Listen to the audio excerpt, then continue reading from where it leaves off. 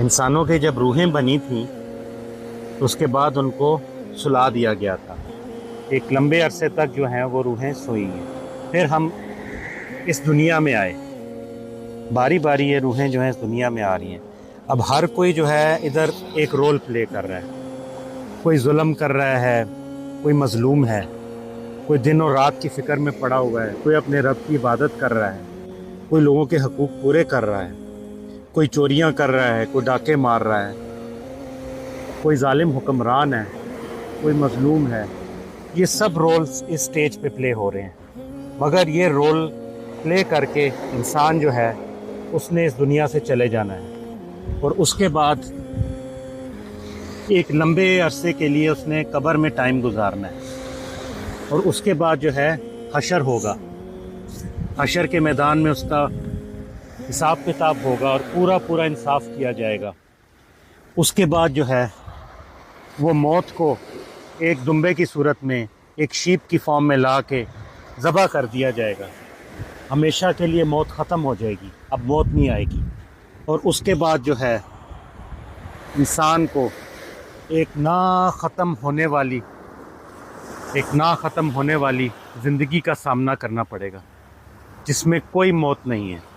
یا تو وہ جنت میں جنت کی فیسلٹیز کو، جنت کی نعمتوں کو انجوائے کرے گا، یا پھر دوزخ کے سخت ترین بدترین عذاب میں وہ مبتلا ہوگا.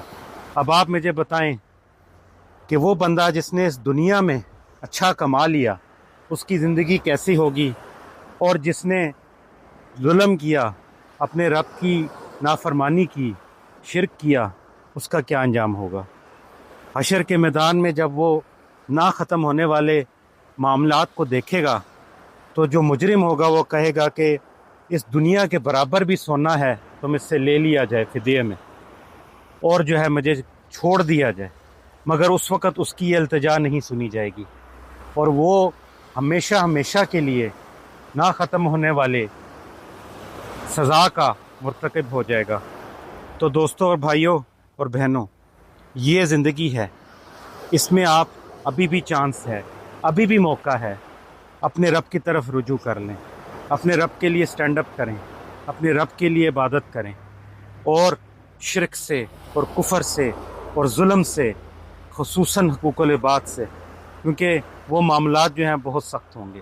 اللہ شاید اپنے معاملات معاف کر دے ما سوائے شرک کے، مگر دوسروں کے حقوق جو ہیں وہ اس دنیا میں پورے کر کے جانے ہوں گے. یہ وہ میسج ہے جو میں آپ کو دینا چاہ رہا تھا. اپنا خیال رکھیے گا.